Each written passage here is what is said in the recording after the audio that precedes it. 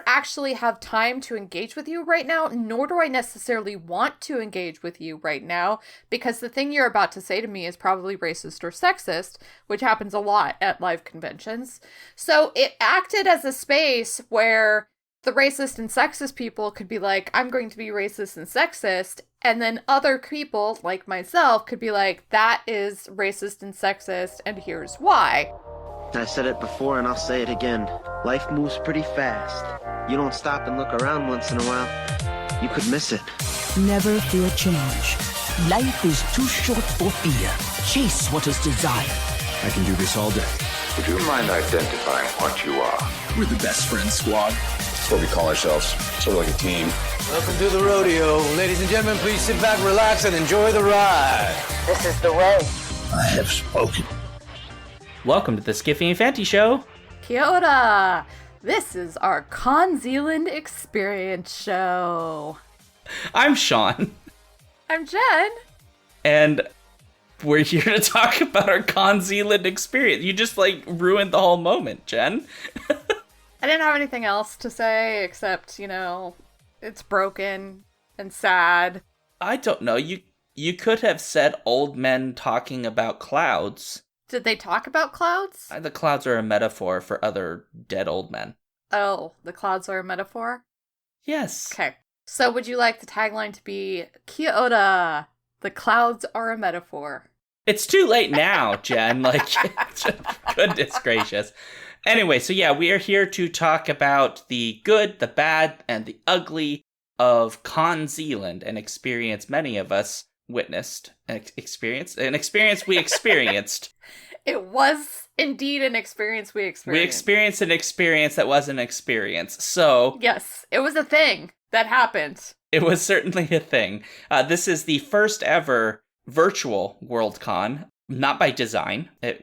Technically by design, but not originally intended to be a virtual Worldcon. So we'll probably have a lot to say about that. But before we do that, we need to get out all of the announcement thingies and maybe a little bit of happy to open us up, Jen. Are you ready for a happy review? I would love a happy review. That sounds very exciting. And this one I haven't actually read yet because Sean didn't give me a script today, which is smart because the last time we had a script, it just did not work. Well, yeah, because the last time was our Worldcon panel in which you just ignored the script entirely.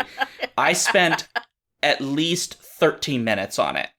I know. I'm so sorry that I wasted jerk. 13 minutes of your time. It actually took me a little longer. But anyway, this review on iTunes comes from Jesse A. Adams, who on 8/6/2020 said, "Love it! Solid show with a lot of variety. No matter what kind of SFF nerd you are, there's something in here you'll enjoy." Aww. Very sweet.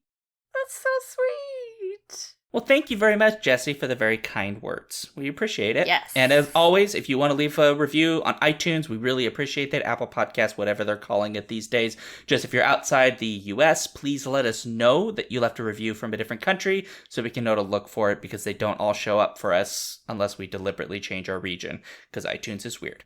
So beyond that, you should know that we will have our Discord live chat coming up via our Patreon page for Torture Cinema. The film at this point has not been selected. I believe the poll is supposed to end on the Monday this is supposed to drop. So we don't know what it is, but it should be really exciting. But if you'd like to come, 9 p.m. Eastern Standard Time on our Patreon. And obviously go to patreon.com/SkiffyandFanty if you want to join.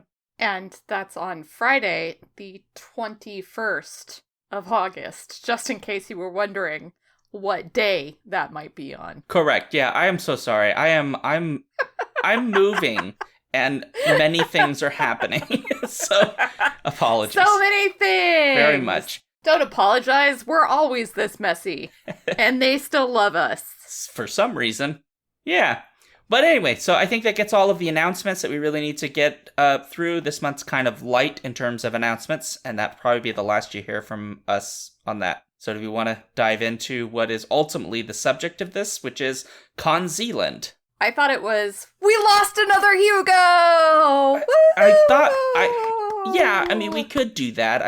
I thought maybe we would be positive first. Instead of, trying desperately to hide our deep shame at being miserable failures. Didn't you hear my positivity in that? Yeah, I get it, Jen. It's a mask. Hugo! It's a mask. You are just the Spock of the podcast right now. You're just hiding everything instead of just letting it out. Let those rage and sadness come through. To be honest, I got over the rage and sadness. Well, I didn't get over it. It just settled into kind of a dull ache after the convention was over. So now I'm okay again, and I actually 100% am pretty much okay with losing another Hugo because, honestly, I kind of expected it. I think both of us kind of expected it. Yeah, of course. For reasons that we will get into. A little bit later, yeah. And we will be talking a little bit more about that in the after the positive portion. But we did lose another Hugo. Thank you again to everybody who nominated us and then, of course, voted for us. There was actually some positivity to where we placed. So, yay, 4th place! Yeah, well, we may come back to that. Yeah, but no, really, we do appreciate it. You know, we've been on the ballot a number of times, 3 times. That is technically now a number. We've been on the long list more than 3 times. Well, yeah, but let's not talk about that because that's when I get into a rage. Yes. Yeah, so sabotaging the Hugos is very frustrating. But yeah, so we've been on it a number of times, and we have a pretty loyal group that are in the sort of Hugo voting population, and it's really nice that you guys keep putting us up there. We appreciate you quite a lot. I also will say that we probably won't talk about it, but I was really pleased with what were the long listed podcasts, because there were a lot of shows, some of which I've just discovered, like Fansplaining, for example, which is a podcast I've just started listening to and is really quite phenomenal, and I really hope folks will check them out. Not to mention that not only was Claire Rousseau, our first booktuber ever in the Fancast category, nominated for the Hugo, but we had a number of other booktube shows in the long list, which was really exciting to see because it means that people are taking booktube shows seriously as a legitimate type of fan cast. And I hope we see more of that moving forward, especially because of part of our experience as Hugo finalists. So, but we're going to be talking about that on the second half as well. I will say that most likely if booktube starts becoming more popular, we're going to see a split of the category. Yes, I think that is a legitimate possibility. I think it'll be necessary because the mediums are just different. They're so different, so different. Yeah. And I would love to see that acknowledged. However, I really appreciate that we're seeing the community in some way, shape, or form acknowledging that it is a type of fan cast. Yeah. It's not a podcast, obviously, but it is a type of fan casting. I mean, there's deep similarities between the two. I just think that there are some interesting differences between what we would call a traditional podcast, which would be audio, and a booktube. The biggest one is, like, you probably shouldn't watch booktube while you're driving, but you can listen to a podcast while you're driving. But that said, whatever. I mean, it may never happen. I just think it would be nice because I think that there is such a vibrant YouTube and an other form community that I think has its own fan discourse and fan existence that is very different from how podcasts are. And I would like to see not what we would call podcasts and what we would call booktube compete against each other, but actually just have separate categories. Now, I realize what we're basically saying is let's just keep adding categories for all the things we like until forever. The ballot is. But we'll come back to why that wouldn't actually be a problem later. But first, we should talk what we've been skipping around the bush, which is like the things we liked about CoNZealand, the first ever virtual World Con. So I'll let you give me something, Jen. What's something that you just really liked? I really, really, really deeply loved the experience of a virtual convention. Yes.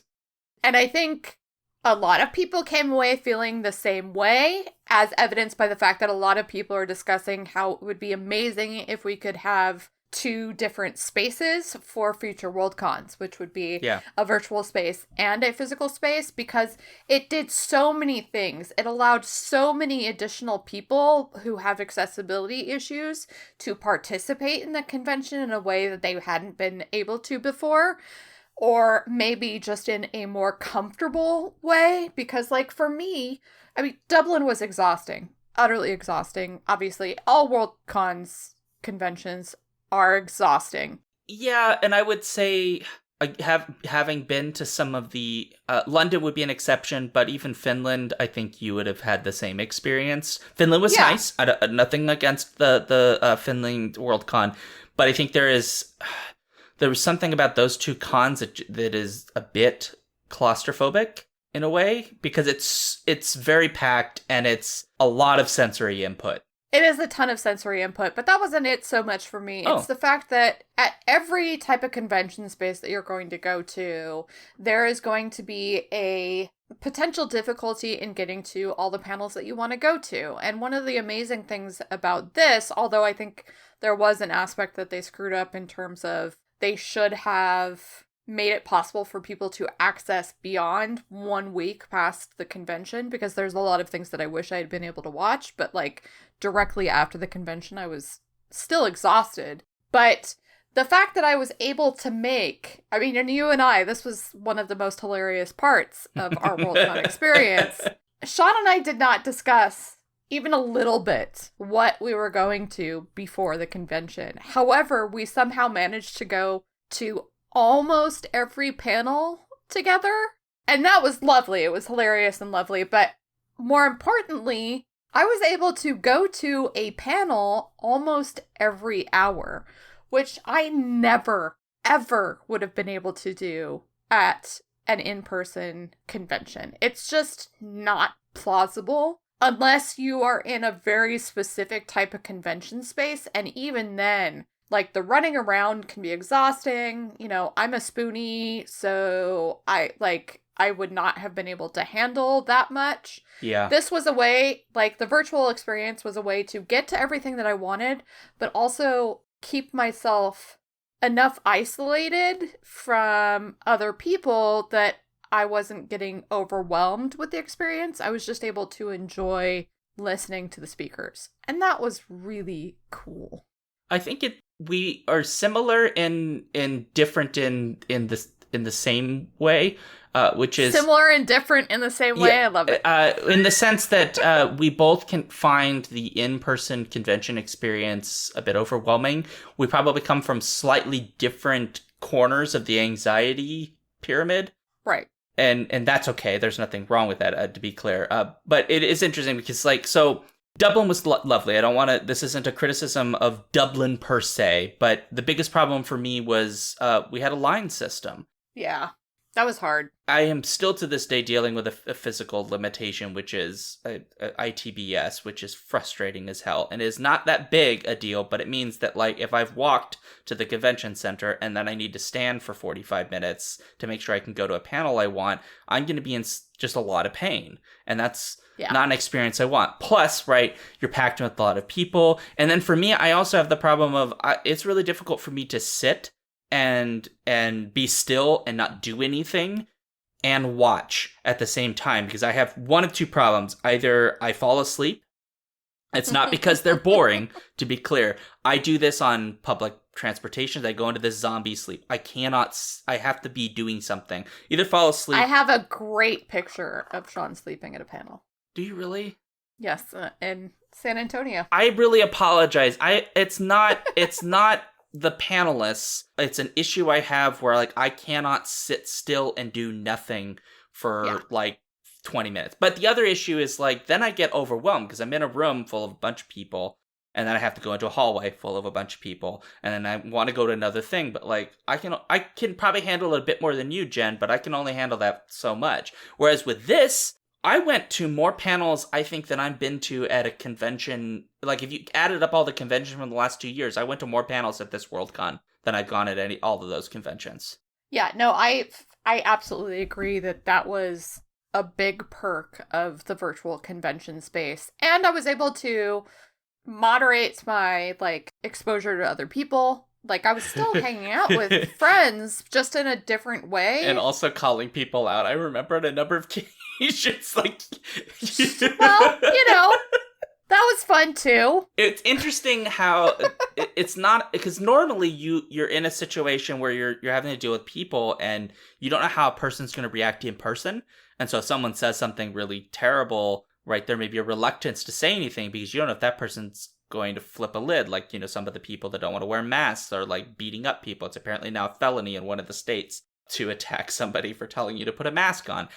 And so, like, but online, right, like, there's a little bit more of a security because, like, what's the worst they can do if you say that point you just made is straight up bullshit, and here's why. Like, the worst thing you could do is go, you shut up, you meanie, and it's, like, that's, so, like, it was interesting to see you sort of being more critical. Like, someone would ask a question that, was at the very least low-key racist, and sometimes more explicitly racist or sexist, and you would just call it out. And I liked seeing that because it was a thing that you just don't get.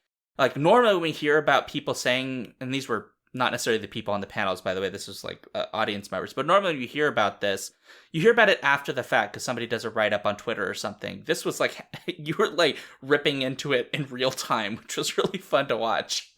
That was both a perk and drawback from the organizational point of view, but it's an absolute perk from the virtual experience point of view, which is that the chats were moderated by a member of the staff of CoNZealand. This is volunteer staff, though, so there were obviously issues with that. However, by and large, it is a safe space for discourse in that chat. And what usually happens in a live in-person convention is that you have to like hold your questions and your comments till the end, right? Yep, you have to be silent, and hence I fall asleep. You have to be silent, right?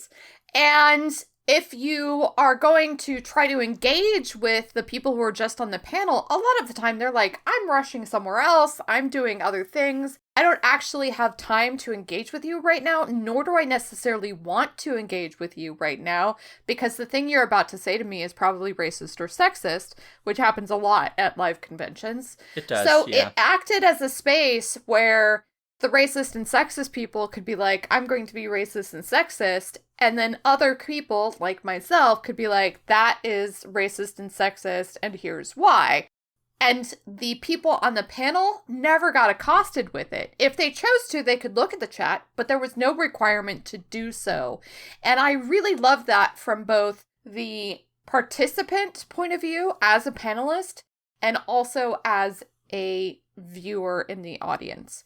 It was a very interesting way to be able to interact with the topics, and I really loved it.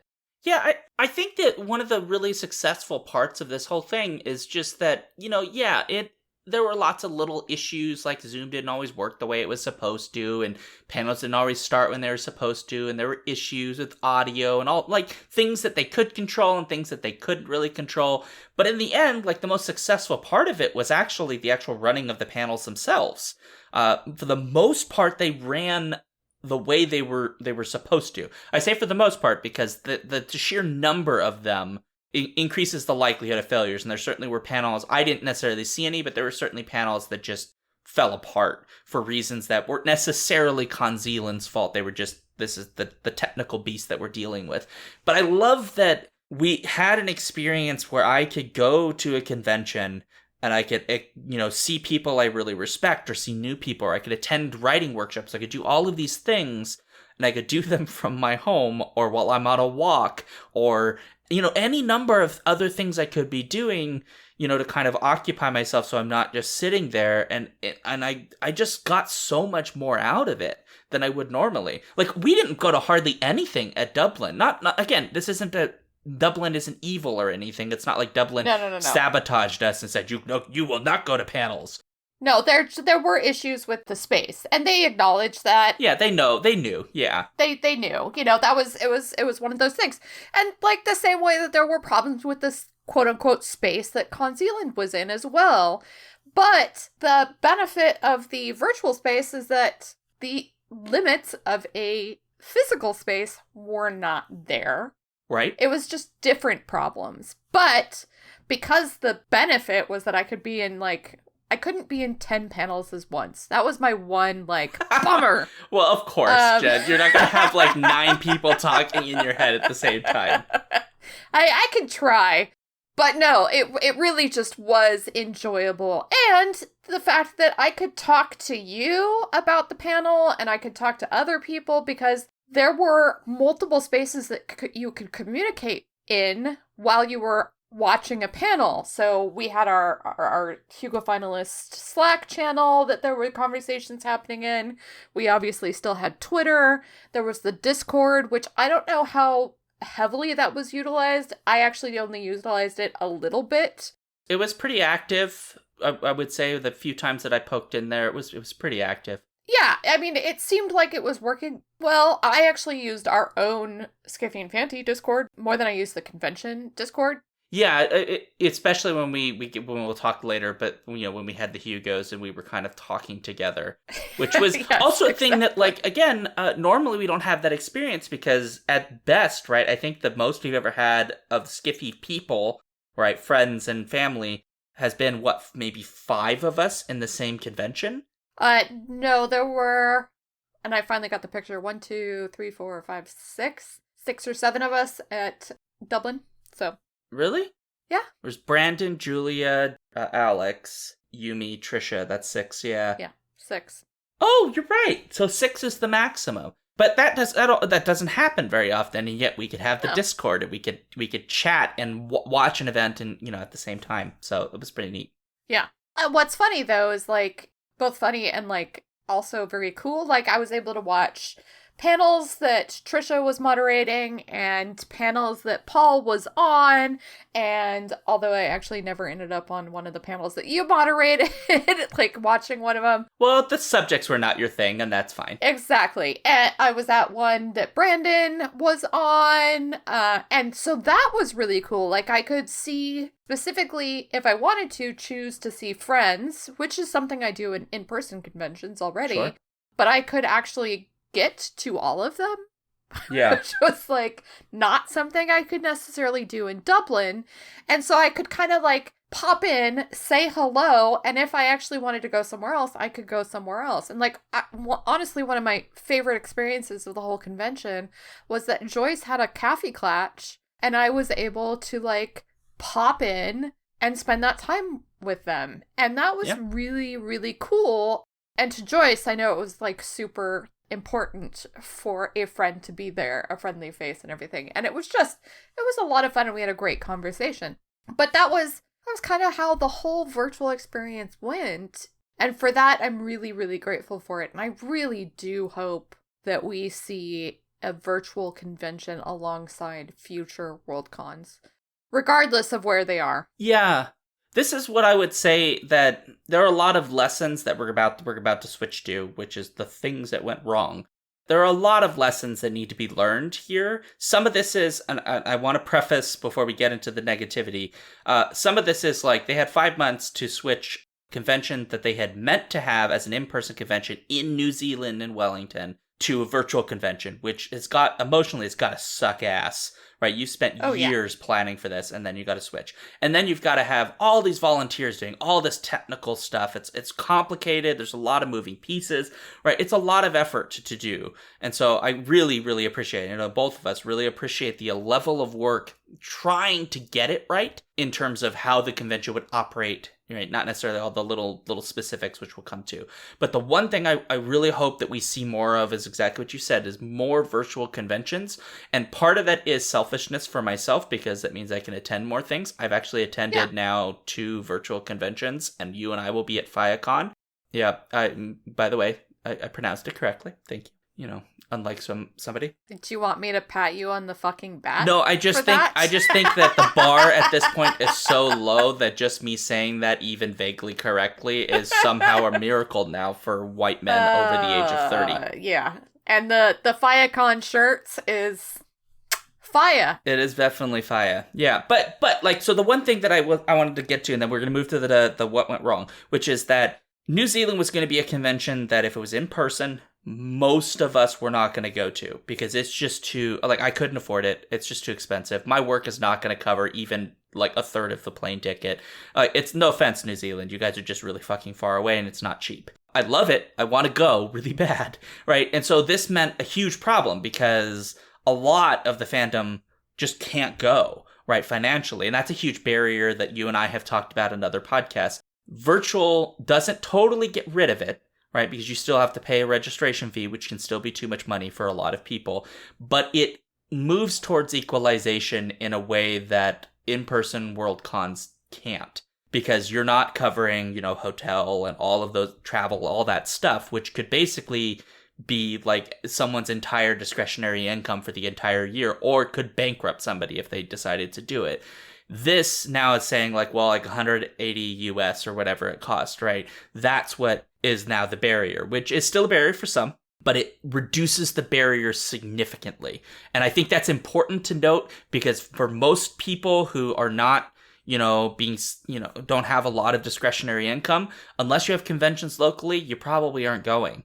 There's another aspect here that I think is important to mention, and that is that certain countries, and this includes the United States, frankly, are not particularly welcoming to all travelers, for instance. Yeah, and that differs depending where you are to which countries. Yeah. Yeah, obviously, some are better than others. Well, I was thinking in terms of some places may be more amenable to certain other places than others, depending on the conditions, yeah. My point is that, for instance, JediCon was up for... It bid to be the site for Worldcon in 2023, I think, yeah. One of those years. Chengdu was also bid. JediCon has actually switched their bid now to, I think, 2026 or something like that. But Chicago won, and because part of the reason that Chicago won is that there are very legitimate concerns about JediCon Correct. and Chengdu in terms of human rights and targeting of especially queer fans and things like that, and women. Neither location has particularly great records or, current policies regarding queer and women. I would say it's a scale. It's the scale of that's there that is really significant, because you're about to say the US also is a shit stain. And I'm like, yes, it is. Yes, exactly. The US is also a shit stain. But again, as Sean said, it is a scale. And so there were legitimate concerns about it. But I think we also have to, still acknowledge that those spaces are valid fan spaces. Yeah. And when we're thinking about something like a Worldcon, obviously we want to encourage all countries to get involved in something like Worldcon, but we do still need to acknowledge the fact that there are going to be legitimate concerns for a lot of people who potentially would want to attend.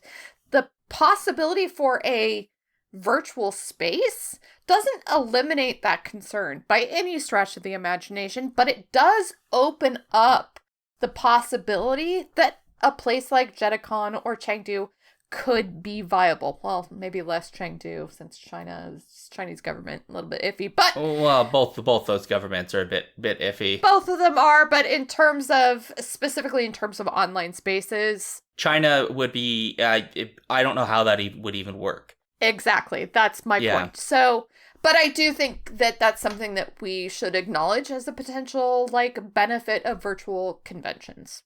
That's all I'm saying.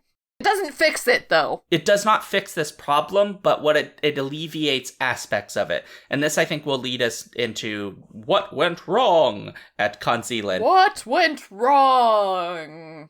Before the convention even started, right, there was a Hugo nominees, a Hugo finalists Slack that was put together, and it was this realization when we started compiling, and I say generally everybody, but it was a handful of people especially, started compiling all of everybody's panels, right, to see who had what, and what the diversity was, and all of these things, and it became very clear that there were huge diversity problems on paneling, in addition to Hugo finalists, like you and I, Jen, were not on panels, in some cases not on any panels, even though we were finalists, and in some cases on some that just didn't fit, and so on. There were a lot of little issues, and we'll come back to the Hugo part in a hot second, because I want to make sure we stay on the diversity part. A virtual con will not solve diversity problems, right? Inclusion, I will say inclusion. But one thing that because it takes away a lot of the economic and not universally, but takes away some of the geographic limitations, right? Not universally, but for some places does remove them. You don't, if you are in, I don't know, Ghana, right? You don't need to suddenly get a visa to attend a virtual convention in Chicago. You can attend it as long as it's at an hour when you're awake. That should be a thing that we should see more of in virtual spaces, is pushing to try to be more inclusive broadly. This convention ran into huge problems with its diversity. Some of that, I think, was probably burnout and probably the convention being hamstringed by some legal stuff that I still don't understand. And some of that was, I think, just a failure of not doing the work that needed to be done. And I say this because in the Hugo Slack, people, I say other people, not really me that much, we're doing a lot of work to correct huge imbalances in who is on panels, just based in terms of inclusion, within like days of the convention actually starting. And these are things that, honestly, we should have had programming months before, and so on. But I will shut up now and let Jen please come in and tell me why I'm wrong. I'm not going to tell you why you're wrong. You're absolutely right in this regard. I will say that I think we have to back up to the very beginning of CoNZealand as a convention, period. So I'm not going to be at all forgiving of them for their inclusivity issues because of the fact that the problem started probably the minute they decided that they were going to do a bid, in which there was no, I get where you're going, yeah. Do it. Say it, Jen. Say it. CoNZealand never took into account the New Zealand portion of that. Not even a little bit. Oh, in a lot of different ways. In a lot of different ways. We'll come back to the way that involves the Hugo Awards later. Give me the one that from the beginning. So, the very biggest part of that is the utter lack of inclusion for Maori people. They had some window dressing, obviously, and so that included the design of the award itself, which was gorgeous, I have to say, and apparently did take into account Maori stories and, sort of worldview stuff like that. I unfortunately wasn't watching the explanation because by that point, Anyway, and obviously they did use the language in certain aspects in talking to people, in their messaging and things like that. But that seems to be largely just because New Zealand as a place has really incorporated Maori into their official language to the extent that they all greet each other with kia ora. It's not just the Maori of New Zealand that use that greeting. It's obviously very heavily invested in place names and things like that, right? So, unfortunately, it seemed like it was less about Maori people of New Zealand and more about the white people of New Zealand. In terms of like the guests of honor, especially, and in other aspects, I mean, even like there wasn't even a whole lot of programming like about these things. No. And that was, so when I say this was a problem that started at the very beginning, by the time it got to us as a convention, the failures of incorporating New Zealand as a place and as a unique culture were not there, utterly invisible. And the only reason that there was because of the incredibly hard work of Cassie Hart and Melanie Harding-Shaw. So Cassie is Maori, and so obviously this was incredibly important to her from a personal viewpoint. And these two poured themselves into trying to make CoNZealand better, and they were stymied all along the way. The whole way, like every step. Before we even knew about it, there were just walls, wall after wall after wall.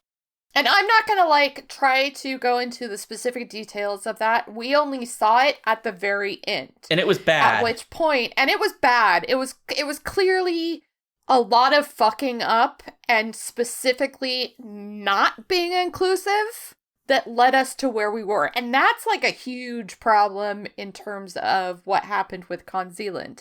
And like I said, this happened at every level of the organization.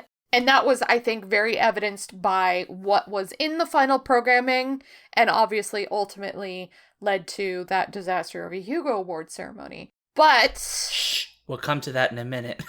we'll come to that in a minute. And so, like, to an extent, our experience, let's start with our experience. Let's go back to our experience. Okay, because we were Hugo finalists, and obviously the Slack where we learned about a lot of this started as a Hugo finalist Slack. As a Hugo finalist Slack, and it almost immediately became apparent that there were problems. Right, because numerous finalists did not have panels, or were on panels that were not appropriate fits.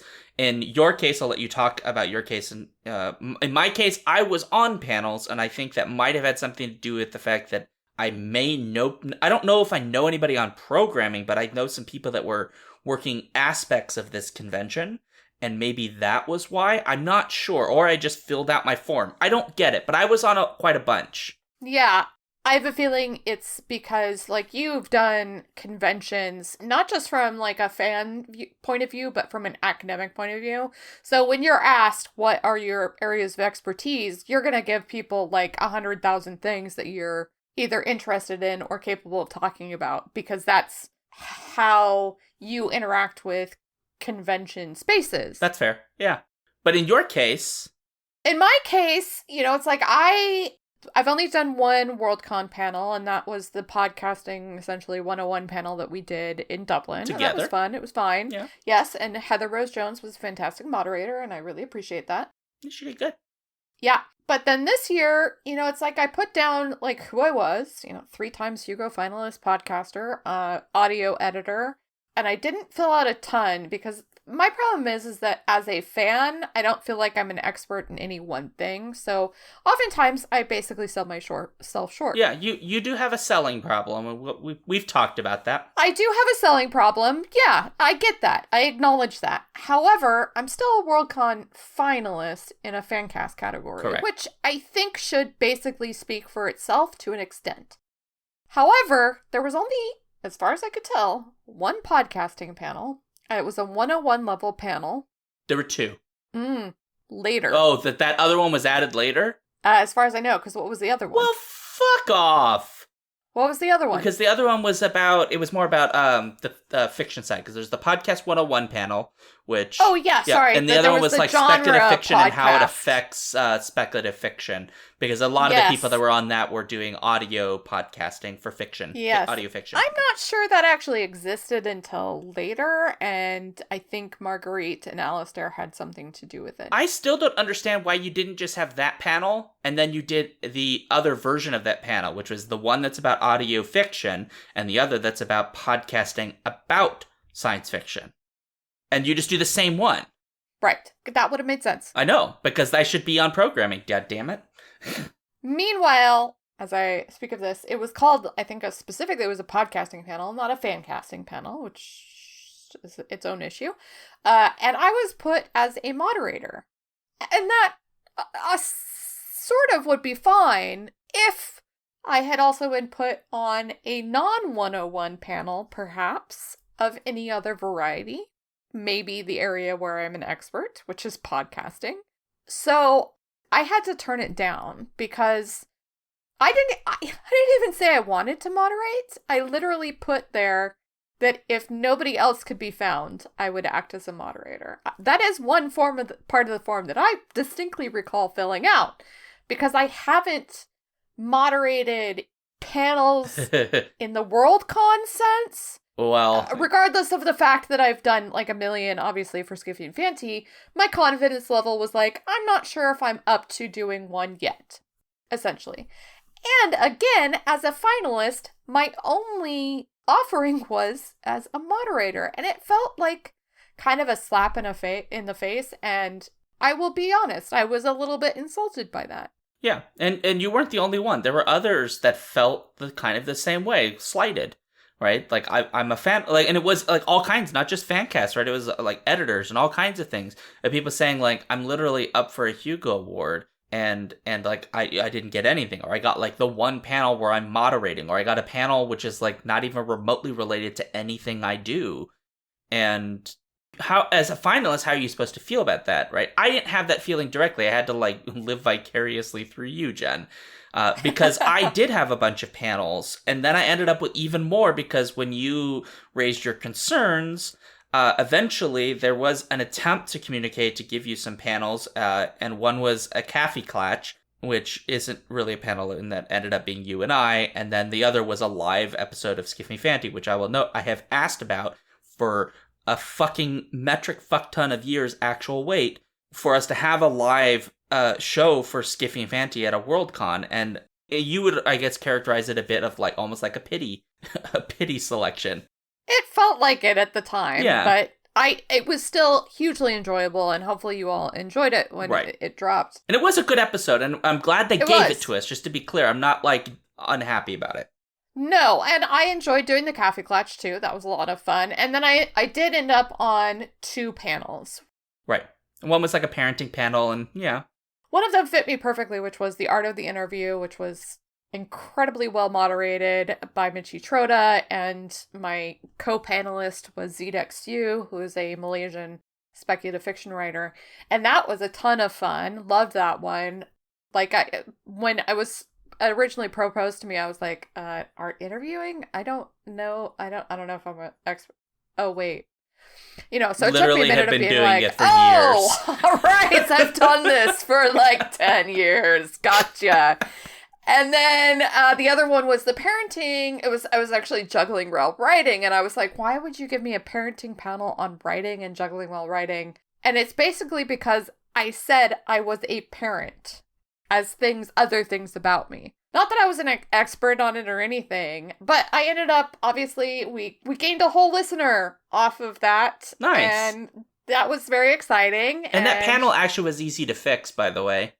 You could have just had it like parenting while doing creative work or something like that. Yes, and it could have used a male perspective, and I'm a little bit annoyed that they basically were like, we're just going to load this with moms, but that's another problem in the science fiction and fantasy field, which is that all sorts of problems there. It's actually, there's a surprising lot of dads. There's a lot of stay-at-home dads. There's a lot. There really are in our community. It's kind of interesting. Yeah, there are a lot of dads, period. There are a lot of stay-at-home dads. Yeah, sorry. Let me be clear. For every kid, there's a dad somewhere. No. Obviously, I meant within the community. There are a lot of dads within the community, period, and many of them are stay-at-home dads, Right. Which which means they could have easily been talking as experts in the field. I get what you're saying, right? It would have been nice to have had a somewhat broader perspective on that. Yeah. And or, it's just anybody. And, like, my thing was, I was like, A, not a writer, so I've never had to develop systems for this. B, my kids are literally grown. However, I was able to come in and be like, look, I've been through this. Here's the things that I learned over the years, which is basically go ahead and forgive yourself for fucking up constantly. There you go. That's my parenting advice. Yeah. But so in all of this, right, like we're giving a personal perspective, but it's really important to emphasize that this is, I mean, while it's unique in the sense that this is what happened to you, Jen, and like the panels are specific, etc., this was an issue happening to a lot of people who were being either given in some cases, some passive aggressive or dismissive emails, some other issues with communication just in general, which we'll come to some of that later, but that was a huge problem, lack of communication, people being placed on panels where they didn't fit, people not being placed on panels, people having to ask to be on panels, people like us having to find people to replace other people so panels would be more diverse. Well, and that was one of the big things that came up, was that we all kind of sat down as finalists and were like, why am I not on any panels in the first place? And furthermore, why is this one panel that I'm on that I'm not necessarily qualified for only populated by white people? Well, and there were other issues. So, like, there were panels that were like this panel. So I ended up on a panel that I think I inadvertently basically pitched in my participant form, which was going to be about like SF&F from like Oceania and Eoteria and all of that, right? That region. And the description made it very clear that that's what it was, but like only person at the time on that panel who knew anything about those regions was me. And while I am happy to talk about those things, I love that region, I was actually hoping either to moderate or be in the audience so that I could make a reading list, because there's a lot I don't know. In fact, this is a thing that I have been trying to do for a while, because I wanted, when I taught an American lit class that was like actually about all of the places that America has had influence in the Pacific, right, all the islands, the island hopping, I wanted to be like, let's actually read the literature, and found it a fucking nightmare to find it. And it exists, it's just, it's one of those problems where it doesn't get over here in the same way. It's like in obscure collections and all that kind of stuff. So there were like issues like that, where panels were like, they were clearly written to be one thing, but the panelists they were not the right people for it. And it wasn't the panelists' fault.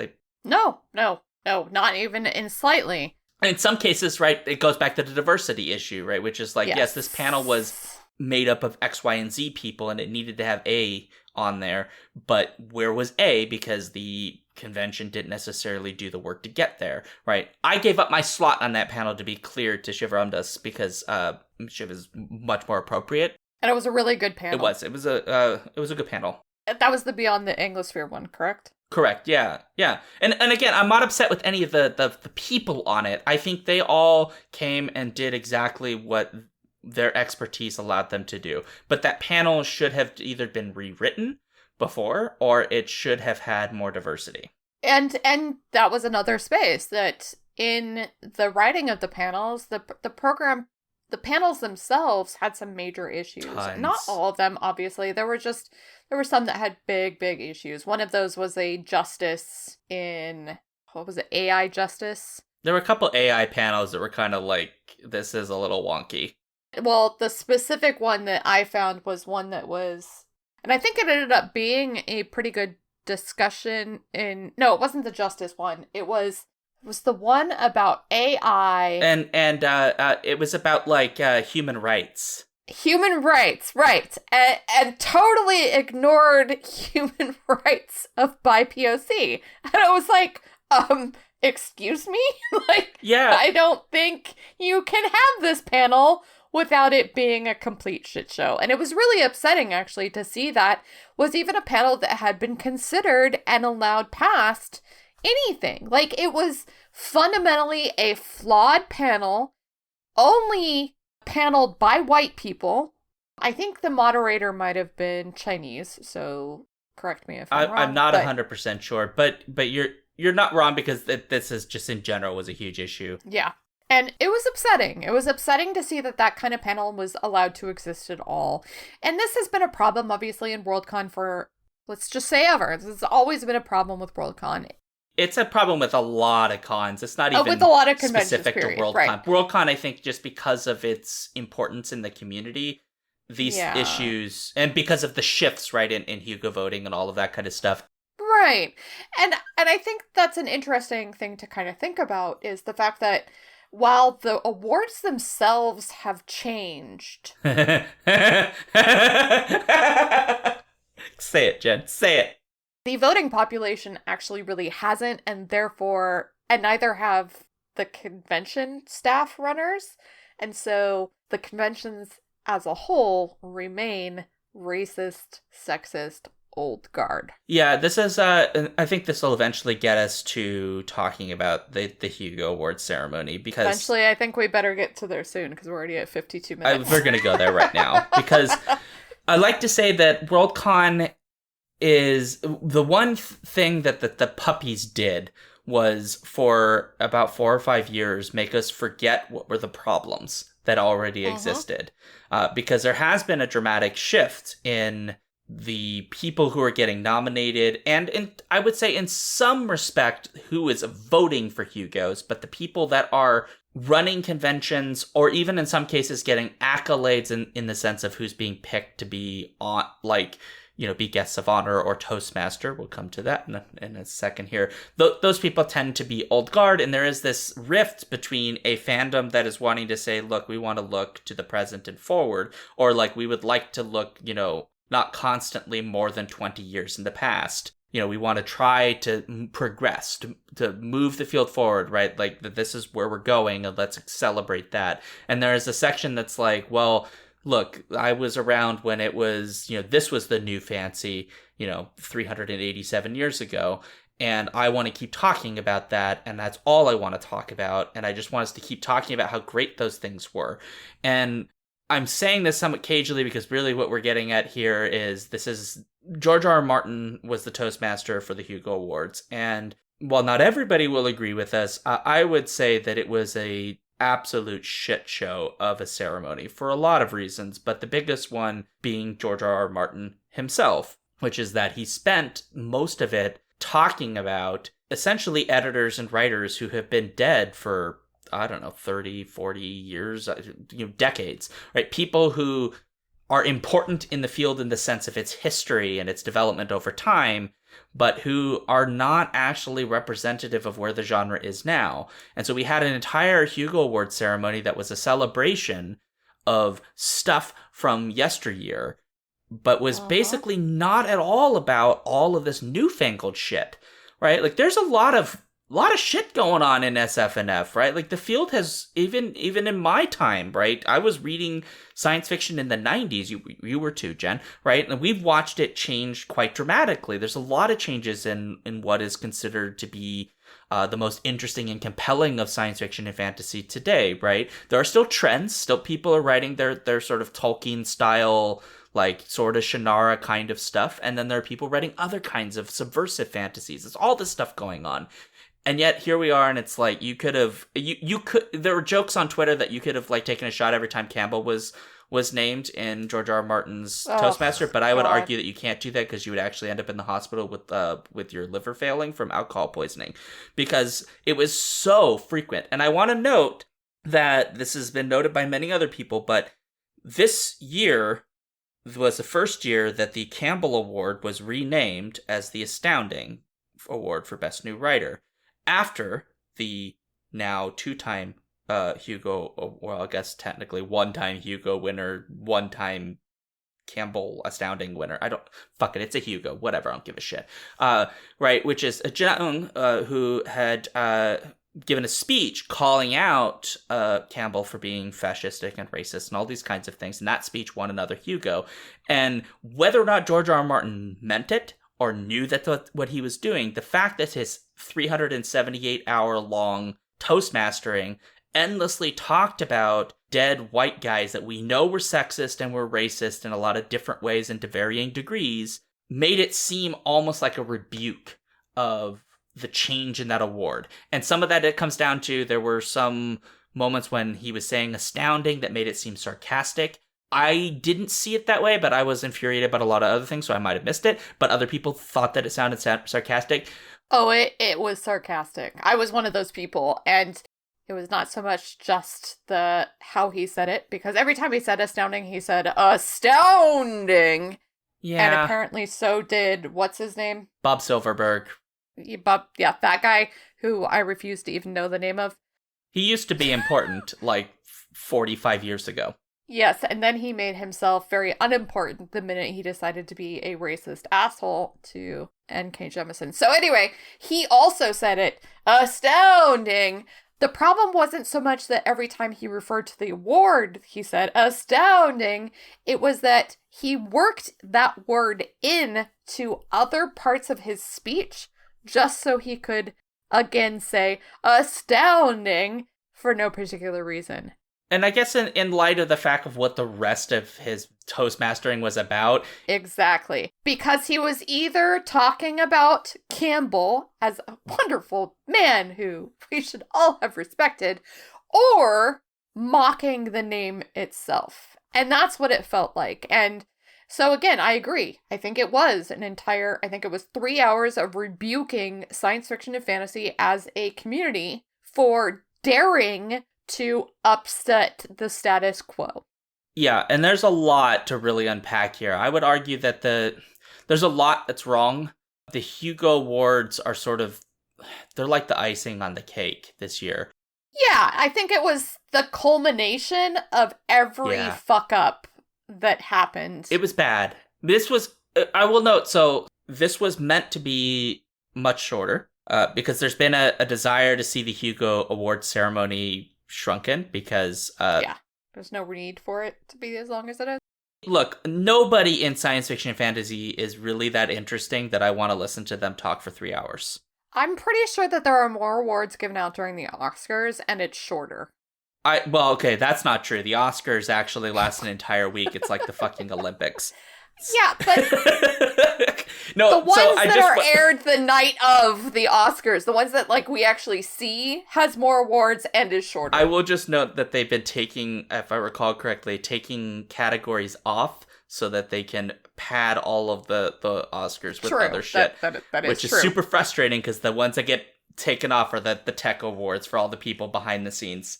Frankly, it's shocking that's not what happened with the Hugo Awards this year. Well, yeah. Because two things happened. One, it turned out that there was actually a speech limit for the winners of approximately 60 seconds. Huh, well, okay. Didn't know that. Lack of communication. But they never told us, but we still tried to keep ours short, thanks to Sean, who was like, no, we have to keep it short. Because I knew what the time limits were for previous ones. Right. So there were time limits for the winners. And keep in mind, there's only, 19 categories? I think it is. I think it's 19, yeah.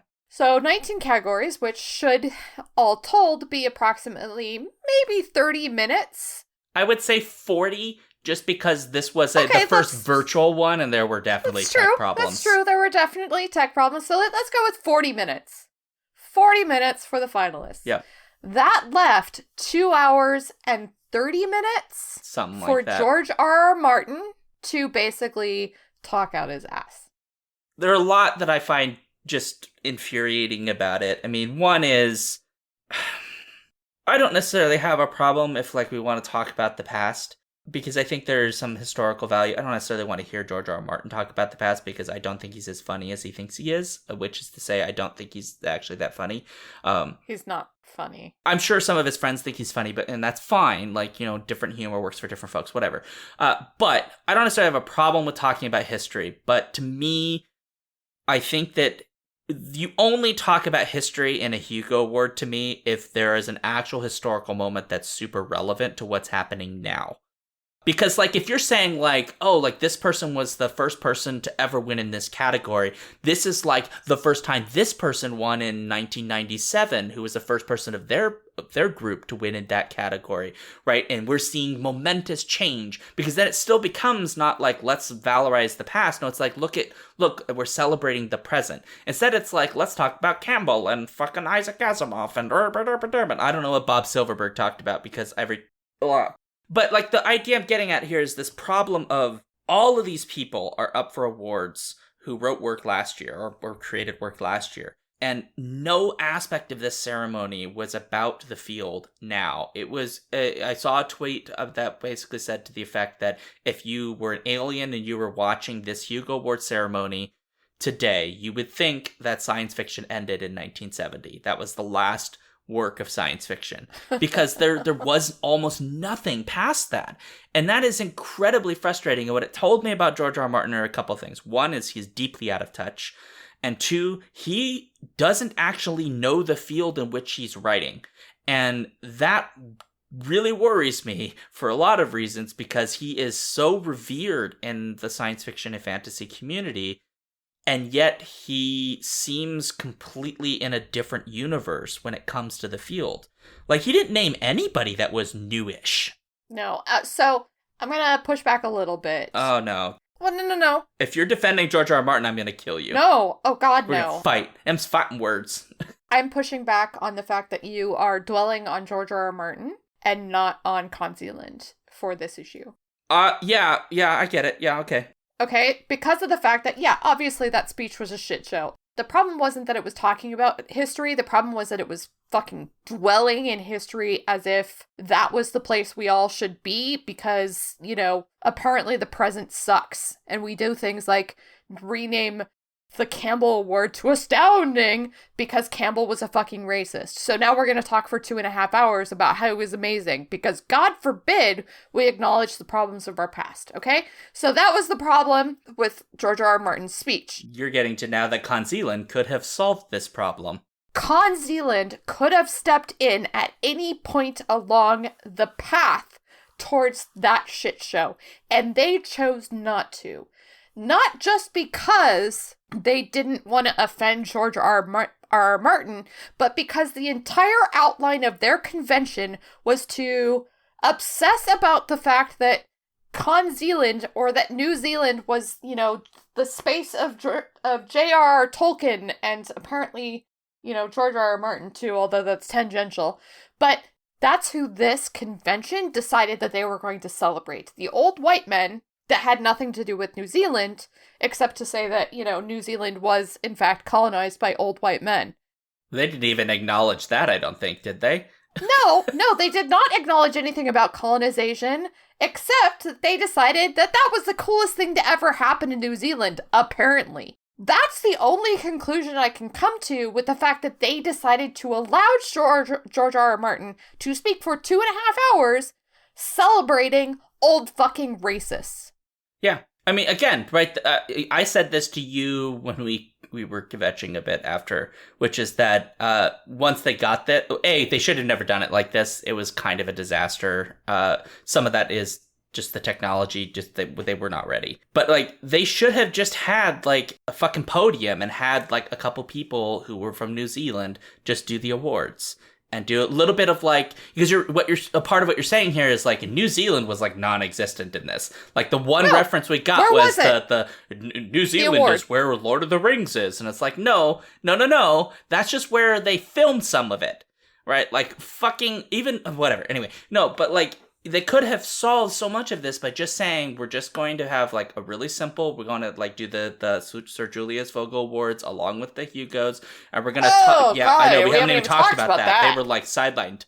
Well, let's just say that they were completely sidelined, and therefore, the one thing that was completely, uniquely New Zealand at the entire convention was a blip. Yep, I didn't even know there was a packet. There was a packet of the nominees. We could have, like, voted and stuff. I had no idea they were, like, relegated with, like, I think the Retro Hugos, which we're not going to talk about, or a whole other problem. Oh, no. That's a whole other problem that should be trashed in the trash bin of history. But, like, this thing it was not about New Zealand. There were two moments that were New Zealand that I saw. One was the fellow whose name, I apologize, I don't know his name, who was the designer for the base for the Hugo, which I really liked that because it's the first time I've actually been able to hear the fucking video of the designer, and him showing us how he designed it. It was really cool, and I was like, I want more. That's awesome. And the other was they got two people from Weta, which, who are New Zealand people. Weta, they got two people for Weta to do the dramatic presentation once. Yeah, thanks for getting two white people. I still don't understand how they could not have gotten members of the Lord of the Rings stunt crew, most of whom are Maori or are of other indigenous descent. Yeah, no, they basically didn't acknowledge the fact that the Maori exists. It was non-existent in there. It's super frustrating. The whole Hugo was like, this was just, we were basically doing the thing where, like, it wasn't that Worldcon was in New Zealand because New Zealand was having a Worldcon. It was that Worldcon was having a vacation in New Zealand. Yeah, no, and people legitimately came out and said this was a U.S. convention that just happened to be somewhere else.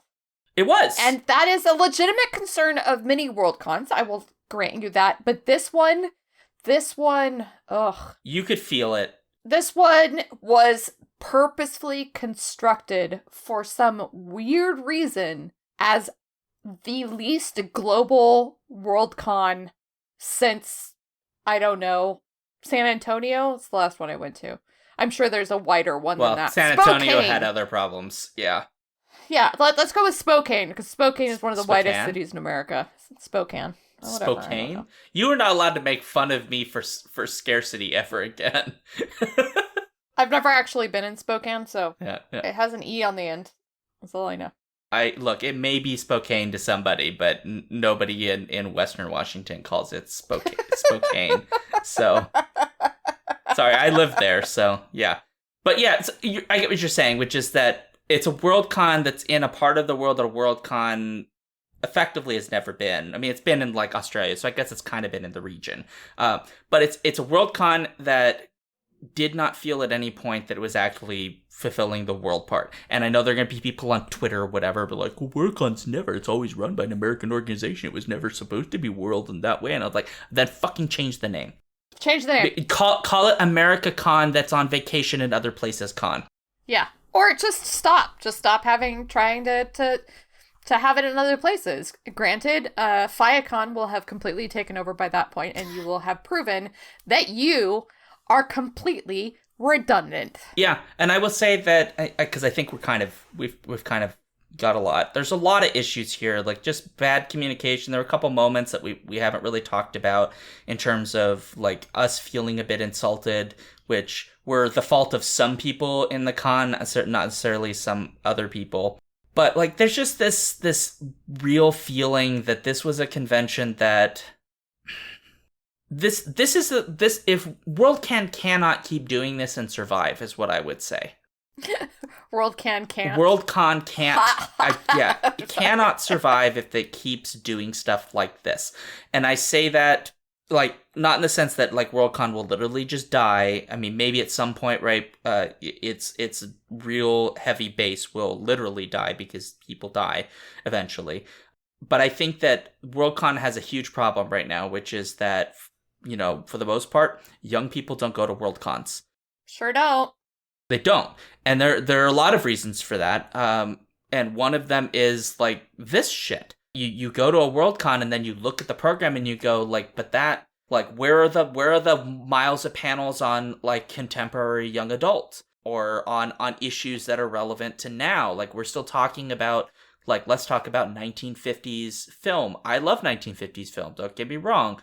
But, like, maybe we need to be having other conversations to entice people to come to these events. Yeah, if I see another panel, to be perfectly honest, that is white people talking about Lovecraft or J.R.R. Tolkien, I'm quitting WorldCon forever. Okay, well, you're going to be quitting every con because there's, like, a panel almost everywhere. I will say a Capricorn probably is not... I'm not going to say that Capricorn's going to be perfect because it won't be. But Capricorn, which I am helping with, is going to be pretty good. I don't think you heard me, because I specifically said a Lovecraft or Tolkien panel that is entirely populated by white people. Oh, got it. Sorry, you can delete all that then. You are allowed to... No, you can't, Jed. You can't have it.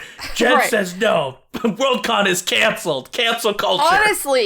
Honestly, that should be canceled, because if that's what they find to be the most fascinating topic in speculative fiction, that they have to carve out a whole space in terms of a panel for it to exist, they have proved themselves to be irrelevant to the science fiction and fantasy world. This is a problem. To the future of science fiction and fantasy. Because, and I think that's what ultimately this WorldCon proved to me, is that unless there is a fundamental shift in how WorldCons are run, it will have proven itself irrelevant. Because this one certainly was. This WorldCon was not the WorldCon that I want to be a part of. It's not. And I'm with you there. This is... Look, if I had known this is the WorldCon we were going to get before I paid for a full membership, I wouldn't have bothered.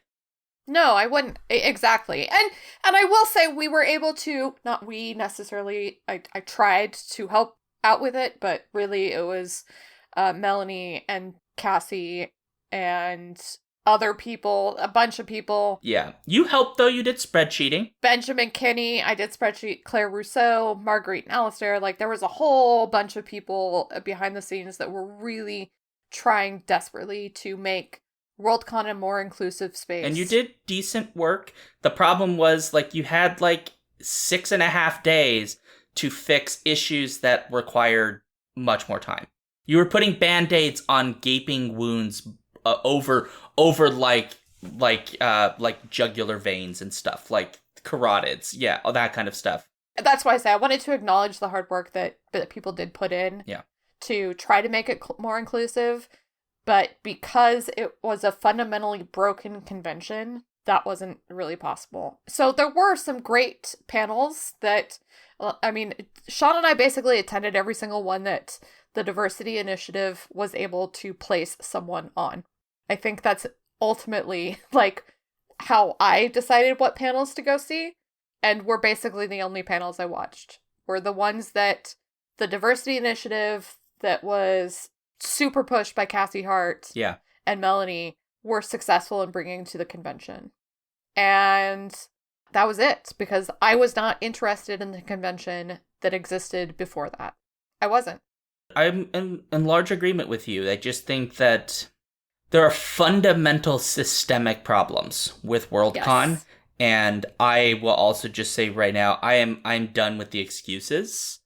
I am also done with the, well, if you want change, you need to go to the business meeting thing. And we're not going to get into that argument, but also burn in fucking hell. I'm done with that argument. Look, you have problems all the way up to the parent organization. And the parent organization makes decisions about how Worldcons are going to behave.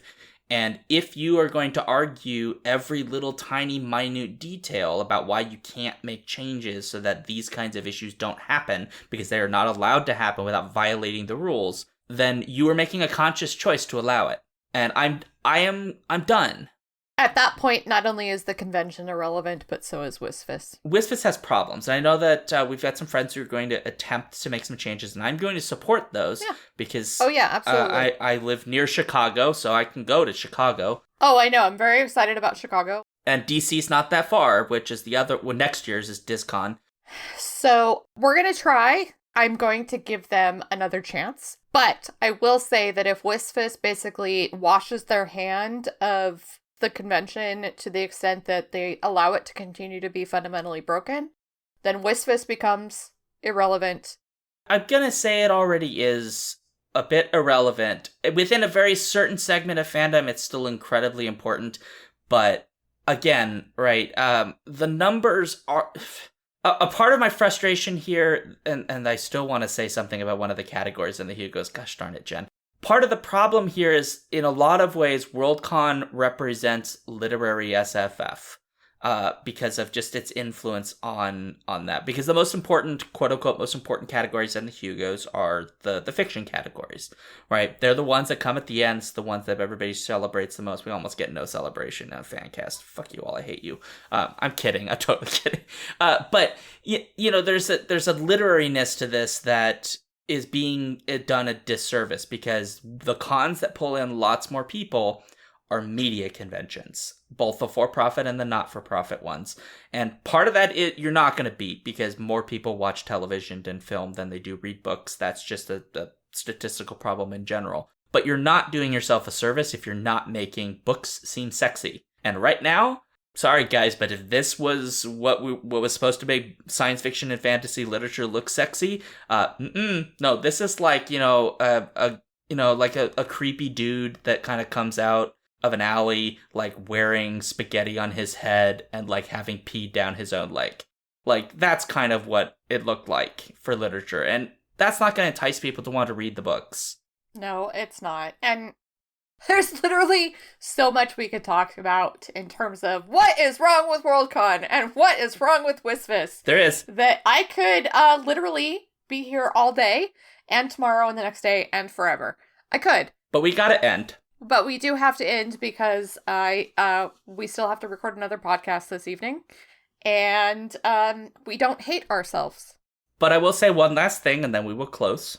And that is that the way that the best fancast category is set up, it is almost impossible for podcasts run by people whose primary activity is fandom to ever win.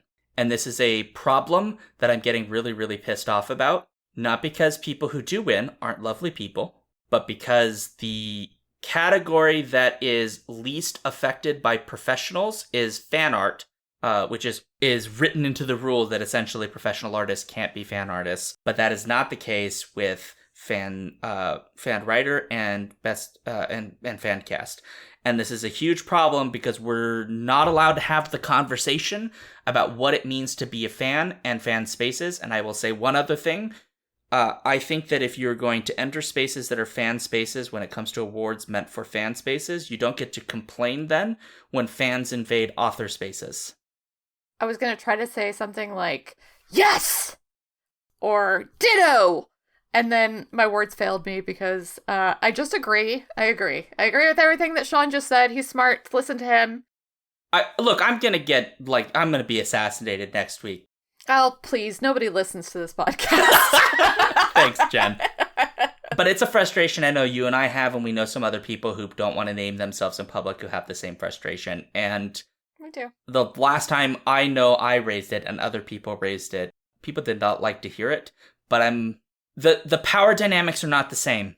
They're not. And I think that's a fundamental issue. That's why I said we could talk about this forever. I think that's part of what makes the Hugo Awards both unique and fundamentally flawed as an award system. So it is, yeah. But I don't want to spend another hour talking about it. I'm just gonna put that out there.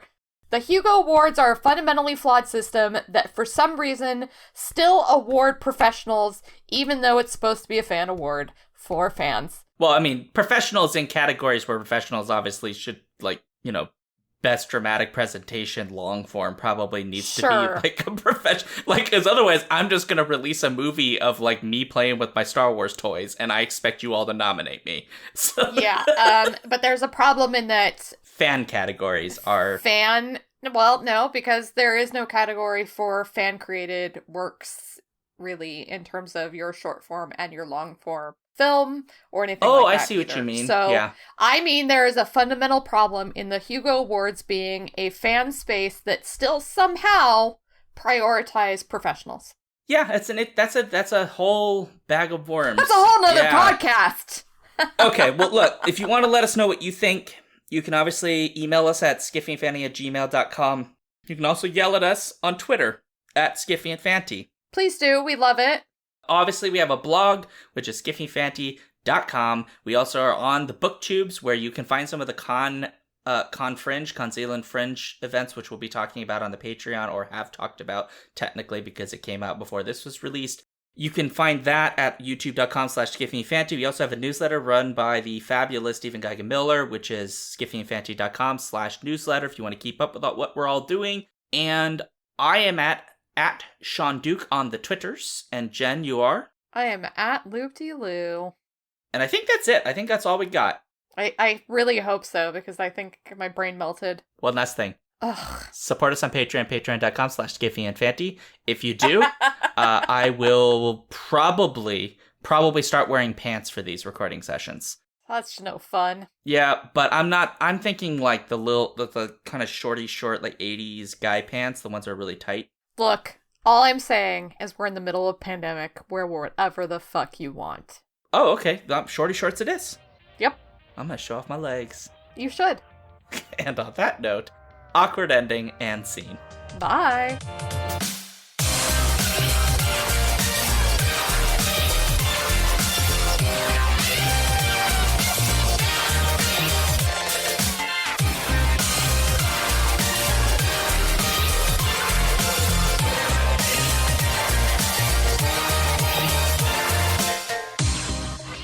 If you would like to support this podcast, you can do so at patreon.com/skiffyandfanty. You can also find us on our website, skiffyandfanty.com, and on Twitter at skiffyandfanty. If you'd like to send us an email, you can do so at skiffyandfanty@gmail.com. The music for this episode comes from Sphere by Creo. You can find out more about their music at freemusicarchive.org.